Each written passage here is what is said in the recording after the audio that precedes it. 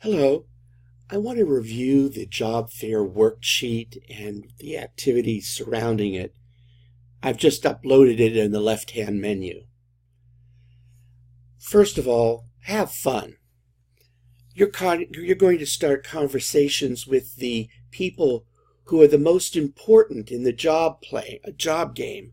These are the folks whose brains you can pick because they're the ones that would hire you when it comes time for the real deal. I'd like you to do a 250-word, 4-paragraph paper.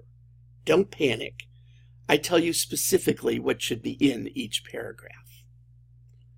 If you need more words, go ahead, use more words. I don't care. You're going to be collecting information from them about the skill sets they're looking for and information about their interview questions. You're going to ask a couple of questions about their business communication tools that are used. You'll get their advice on your career planning. So, paragraph 1, how is this information similar? Paragraph 2, how is it different? Paragraph 3 and 4 are about questions. Question 9. Take a look.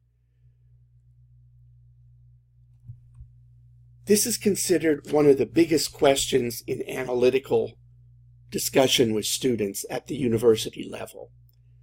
How is the information you collected relevant to another class that you've taken in the past or taking now, but don't use my class? Because my class is the one with all the questions that you can answer from my class. Enjoy that. Think about it.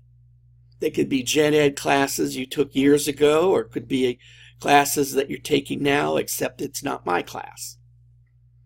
So that'll be a paragraph of analysis. And then, remembering my lecture discussion of Monday, reporting on Megan and her keynote address, what made you unique to the interviewer? All right. And I'd like you to start out with your unique elevator speech in introducing yourself. What inspires you? What makes your personal brand unique? Think about that. Practice it. See which ones work better in your opinion. So have fun and be very creative. Just remember our Monday lecture discussion. Down here, I have the criteria.